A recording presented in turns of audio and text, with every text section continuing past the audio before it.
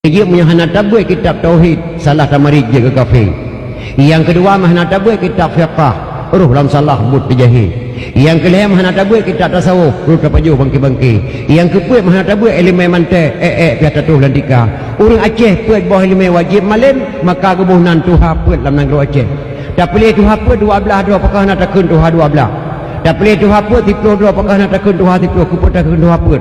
Soal, jika kita ditanyai orang dari mana asal kata tuha puat dalam negeri Aceh, jawab bahawa asal kata tuha puat dalam negeri Aceh, orang Aceh puat bawah ilmu wajib malam maka kebunan tuha puat. Hana bak negeri Gop yang na bak negeri Aceh cukup buat ada istiadat milenial.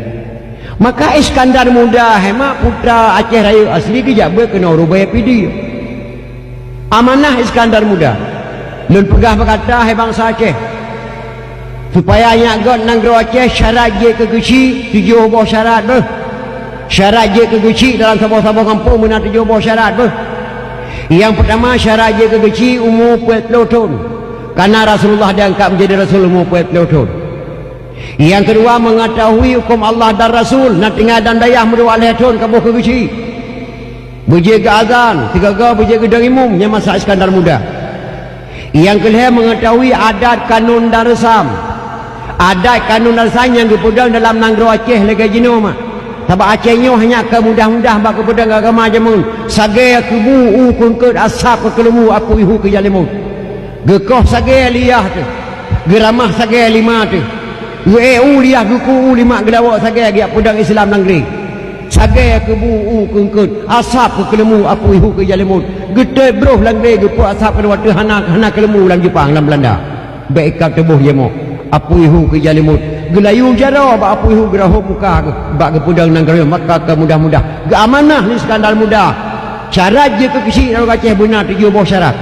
Yang pertama umur 40 tahun karena Rasulullah diangkat menjadi Rasul umur 40 tahun. Baik kabuh ke kecil tamat SMA. Benar umur 40 tahun nyagot negeri Aceh.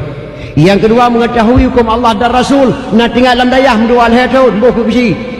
Yang ketiga mengetahui adat kanun dan resam yang kagak pedang di Raja Aceh berdipetih di Gesi hanji orang-orang merangkah Gesi dia kepecat di Tuhaput hukum ada Aceh jamun dia kepecat di Tuhaput kau mudah-mudah nyojino mah cukup dah sesalkan kalma seluruh Aceh lawit nak menempat rezeki bila Allah Aceh dalam sebuah desa na sebuah rata kampung mak kakak rumah kadang-kadang Gesi nampai getrun ati kedamai lagi Gesi cara dang tengah boleh belah dia nak tenang ke kecil belah no senang ke kecil perbasalah mak abang tuan kecil dayah tuan imum kecil kampung baru cukup dah sesalkan Aceh gara-gara dana harinya ni cukup parah termasuk seluruh Aceh yang cukup sibuk yang masalah dana watai Acehnya gatin berkahana dana aman mak jino selama anda dana berat datang maka mudah-mudahan tu harap ditironya baik sampai tu batingkanyan supaya nanggut nangroti nanggro rubenya mudah-mudahan.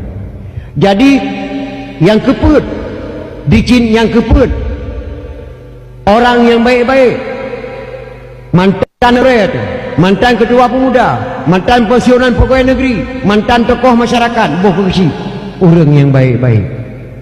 Yang kelima dicintai oleh masyarakat dan dicintai masyarakat. Gonyan galak ke masyarakat, masyarakat galak ke gonyan.